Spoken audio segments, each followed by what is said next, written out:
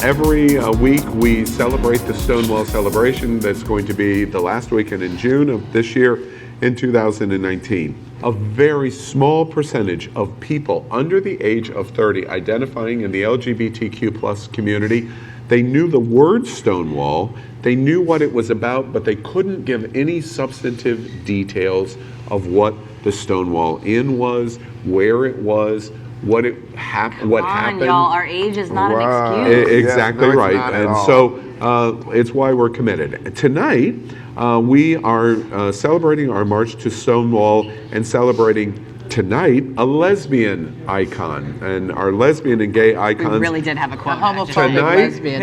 Yes, exactly. Tonight we celebrate Billie Jean King. We have a beautiful tribute to start this off. Watch this. You've been very open about your sexuality. Lately, yes. Not in the beginning. Right, not in the beginning. I didn't know. I was paralyzed. It must have seemingly been difficult having to tell your husband about what happened, but you mentioned you were raised in a homophobic household. I mean, let's face it, I was homophobic.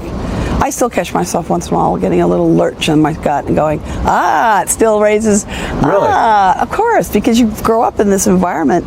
You know, we're in the 21st century. It's very different. I mean, every 5 years it gets better in in the United States, but not in Russia, not in other. I mean, they've okayed hate now. I mean, I notice it. I think it's a civil rights issue of the 21st century. That and gender are the two big ones. Science is probably thrown in there, environment, that type of thing. This is the 21st century. This is what we got to figure out. But it's an amazing. It's still not safe. It doesn't feel safe all the time.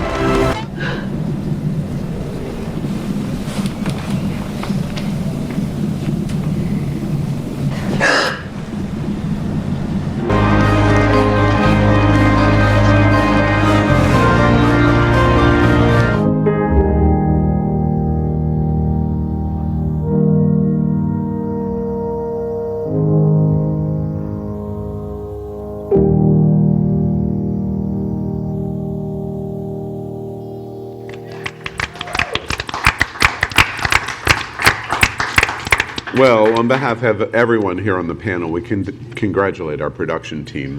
The tribute to Billie Jean King was beautiful there.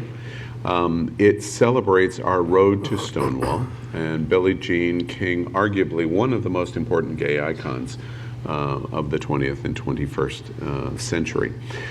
You see many of the accomplishments of the moment of, I thought beautiful that she admits, I'm homophobic, and I find myself fighting it and stepping up to my homophobia. In the video package that we show you at the end of the movie about the Battle of the Sexes with Bobby Riggs, I thought how beautiful that she wins, and the first thing that she does is, before taking the congratulations, she goes into the locker room and cries. And the moment of her crying is the realization that she's not a superhero. And that's the moment that I think is so incredibly beautiful in her becoming a gay icon. So, in our road to Stonewall, we'd like to continue with the host telling you about accomplishments and some of the most important quotes of our icons on our road to Stonewall. And we're going to do that tonight with Billie Jean King. And let's begin with Power. Well, Billie Jean King's accomplishments. Let's start with the fact that she is the founder and first president of the Women's Tennis Association. And she was also head of the World Team Tennis League. And as head, she became the first woman commissioner in professional sports. Also, to add to the accomplishment, during that video package, once again, our host started crying and boo-hooing. You'd think we were up in a black church in here. Yeah. Jeez. Quote from Billie Jean King. Billie Jean King said, "A champion is afraid of losing. Everyone else is afraid of winning." Beautiful. That's a beautiful statement. Aaron, Billie Jean King. Well, as a member of the Women's Sports Foundation, she actually encouraged the U.S. Department of Education to enforce Title IX, which was the federal civil rights provision that prohibited discrimination based on sex in federally funded programs. And Title IX has actually been a topic of controversy the last few years as to whether it should also protect transgender people and transgender students. So it's an important one to me personally. Billie Jean King, although later retracted this particular statement and called it a faux pas, but I think she was 100% on point when she said, I'm upset with the white women that voted for Mr. Trump. I think they really don't like themselves. Ooh. Wow. And Josie, Billie Jean King. Billie Jean King set the path for women like me to come into the world. And it is no surprise to me that in 1973 challenged Bobby Riggs to that battle of the sexes and defeated him on the court, which set into motion everything that we're dealing with and experiencing today in the LGBT community. Her quote was, I have a lot to say. And if I'm not number one, I can't say it. That's like your quote. Actually, you kind of beat me to the question, and I wanted to specifically ask about this.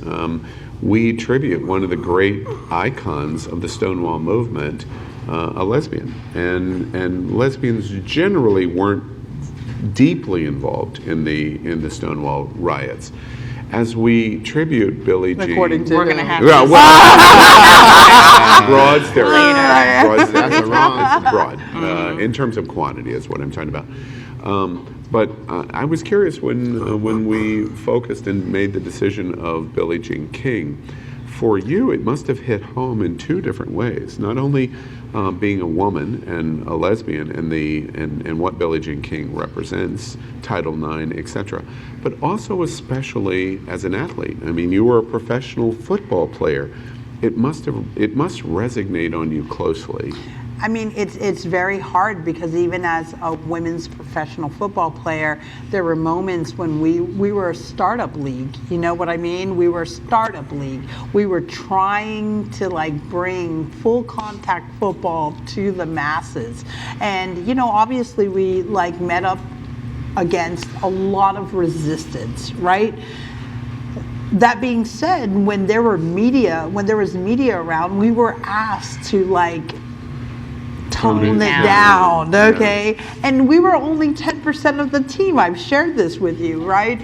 So as 10% of the team to tone it down is because the whole entire team looked like we were lesbians, but we were not, And so just for the media, to help the media understand it so it wasn't taken out of context, we all had to pretend that we had to tone it down. Yeah. To me, I return to the incredible importance of the video package that we start with. Billie Jean King was told repeatedly, if you talk about your sexual orientation, you will adversely affect the ability to have a national tour, and it will not happen. And the video package says, going to talk about it anyway. I just think the symbolism with us it's happening out is I quite talk beautiful. about it anyway. Yeah. I mean, you're told so often to tone it down in general as a woman in the first place, let alone on top of that, then having to tone down who you are. Yeah, exactly. And Carlos? Well, we talked a lot about all the accomplishments, and I wanted to take a different point of view.